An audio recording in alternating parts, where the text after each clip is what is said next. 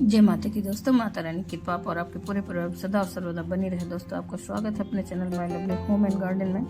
आज हम लोग दोस्तों जहाँ बात करेंगे पद्मा एकादशी या परिवर्तनी एकादशी की व्रत कथा। और दोस्तों, इस व्रत की कथा को सुनने मात्र से आपके जन्मों जन्म के पाप नष्ट होते हैं। और हमारे धर्मों की मान्यता ऐसी है कि अगर कोई भी व्रत कथा या कोई भी पूजा की कथा आप सुन रहे हैं तो पूरा सुनना चाहिए।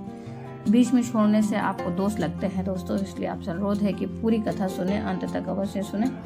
यदि कोई भी जानकारी आपको अच्छी और उपयोगी लगे तो लाइक करना ना भूलें, अपने फ्रेंड्स और फैमिली में शेयर करना भी ना भूलें। आप पहली बार मेरे चैनल पे आए हैं तो मेरे चैनल को सब्सक्राइब करें, बेल नोटिफिकेशन अवश्य ही दबाएं, जिससे आने वाले वीडियो की जानकारी आपको सर्वप्रथम मिल सके। दोस्तों, कोई भी प्रश्न या सुझाव हो तो कमेंट बॉक्स में लिख सकते हैं। तो जानते हैं हम लोग पद्मा एकादशी या परिवर्तनी एकादशी के बारे में। पद्मा एकादशी या परिवर्तनी एकादशी भाद्रपद मास की शुक्ल पक्ष की एकादशी को कहा जाता है। यह लक्ष्मी माता का परम आह्लादित करने वाला व्रत है। इस दिन आषाढ़ मास के जो शुरुआत से लेकर शेष शैया पर भगवान विष्णु श्री हरि विष्णु निद्रा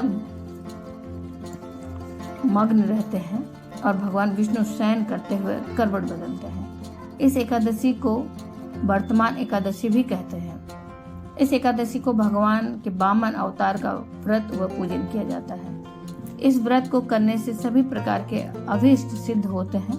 भगवान विष्णु के बौने रूप वामन अवतार की यह पूजा वाजपेयी यज्ञ के समान फल देने वाली, समस्त पापों को नष्ट करने वाली मानी जाती है। इस दिन लक्ष्मी जी की पूजन करने का श्रेष्ठ दिन होता है, क्योंकि देवताओं ने भी अपने राज्य को पुनः प्राप्त करने के लिए पाने के लिए महालक्ष्मी जी का ही पूजन किया था।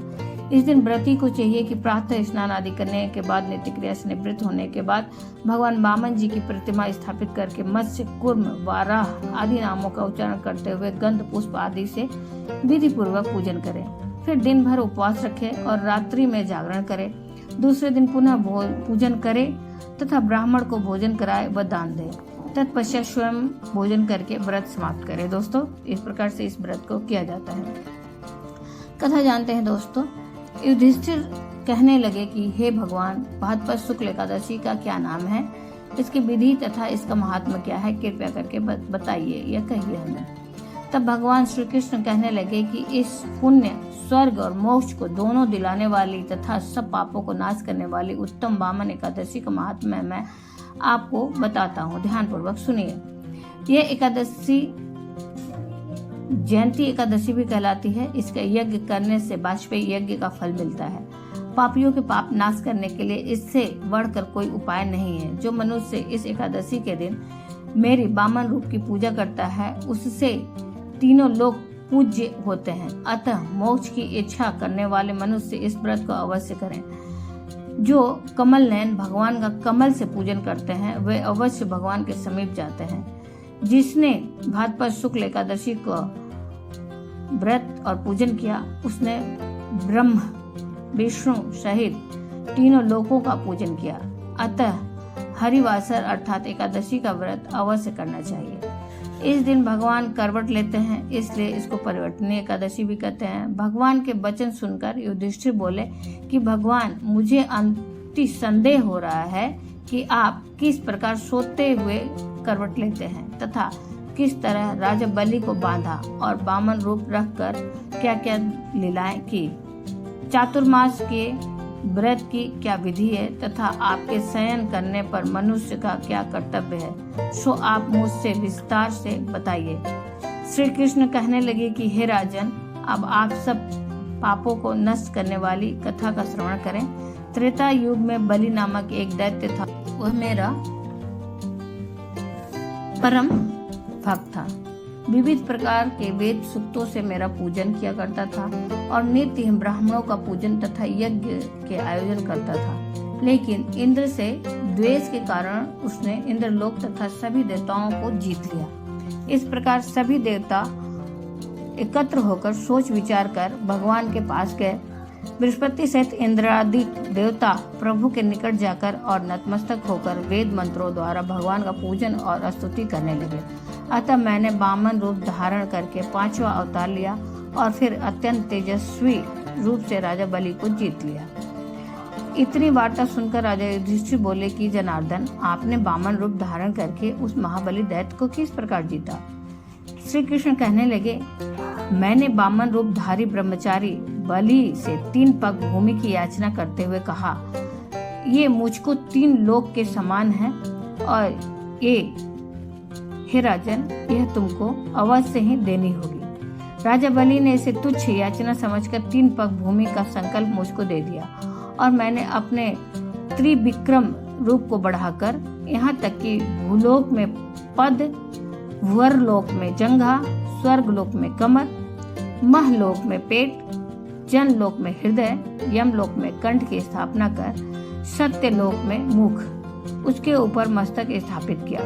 सूर्य, चंद्रमा आदि सब ग्रह गण, योग, नक्षत्र, इंद्रादिक देवता और शेष आदि सब नाग गणों ने विविध प्रकार से वेद सूक्तों से प्रार्थना की। तब मैंने राजा बलि का हाथ पकड़कर कहा कि हे राजन, एक पक्ष से पृथ्वी, दूसरे पक्ष से स्वर्गलोक पूर्ण हो गए, अब तीसरा पग कहाँ रखूं? तब बलि ने अपना सिर झुका लिया और मैंने अपना पैर उसके मस्तक पर रख दिया, जिससे मेरा वह भक्त पाताल को चला गया। फिर उसकी विनती और नम्रता को देखकर मैंने कहा कि हे बलि, मैं सदैव तुम्हारे निकट ही रहूंगा। विरोचन पुत्र बलि से कहने पर भाद्रपद शुक्ल एकादशी के दिन बलि के आश्रम पर मेरी मूर्ति स्थापित हुई। इसी प्रकार दूसरी क्षीर सागर में शेषनाग के पृष्ठ पर हुई। हे राजन, इस एकादशी को भगवान शयन करते हुए करवट लेते हैं, इसलिए तीनों लोकों के स्वामी भगवान विष्णु का उस दिन पूजन करना चाहिए। तांबा, चांदी, चावल और दही का दान करना उचित होता है। रात्रि को जागरण अवश्य करना चाहिए। जो विविध प्रकार से विधि पूर्वक इस एकादशी का व्रत करते हैं, वे सब पापों से मुक्त होकर स्वर्ग में जाकर चंद्रमा के समान प्रकाशित होते हैं और यश पाते हैं। जो पाप नाशक इस कथा को पढ़ने तथा सुनते हैं, चाहे पढ़ते हैं, उनको 1000 अश्वमेध यज्ञ के समान फल प्राप्त होता है। इस एकादशी के दिन जो व्यक्ति व्रत करता है, उसे भूमि दान करने और गाय दान करने के पश्चात मिलने वाले पुण्य फलों से अधिक शुभ फलों की प्राप्ति होती है। इस व्रत में धूप, दीप, नैवेद्य और पुष्प आदि से पूजा करने का विधि विधान है। एक तिथि के व्रत में 7 कुंभ, जो है एकादशी तिथि के व्रत में 7 कुंभ स्थापित किए जाते हैं। 7 कुंभों में 7 प्रकार के अलग अलग धान्य भरे जाते हैं। भरे जाने वाले धान्यों के नाम इस प्रकार है, जैसे कि गेहूं, उड़द, मूंग, चना, जौ, चावल और मसूर। एकादशी तिथि से पूर्व की तिथि अर्थात 10वीं तिथि के दिन इनमें से किसी अन्य ये मतलब कि धान्य का सेवन नहीं करना चाहिए। कुंभक के ऊपर विष्णु की मूर्ति रखकर पूजा की जाती है। इस व्रत को करने के बाद रात्रि में विष्णु जी के पाठ का जागरण करना चाहिए, उनके नामों का पाठ करना चाहिए, मतलब जितना हो सके भगवान के निकट रहना चाहिए। यह व्रत 10वीं तिथि से शुरू होकर द्वादशी तिथि तक चलता है, इसलिए इस व्रत की अवधि सामान्य व्रतों की तुलना में कुछ लंबी होती है।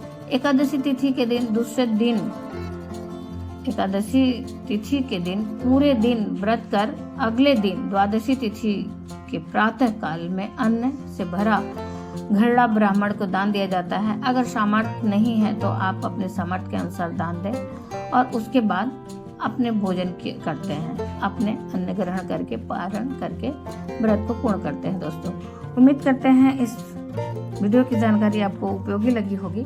अगर अच्छी और उपयोगी लगी तो लाइक करना ना भूलें, अपने फ्रेंड्स और फैमिली में शेयर करना भी ना भूलें। आप पहली बार मेरे चैनल पे आए हैं तो मेरे चैनल को सब्सक्राइब करें, बेल नोटिफिकेशन अवश्य ही दबाएं, जिससे आने वाली वीडियो की जानकारी आपको सर्वप्रथम प्राप्त हो सके। दोस्तों, फिर मिलते हैं एक नई जानकारी के साथ नए वीडियो में।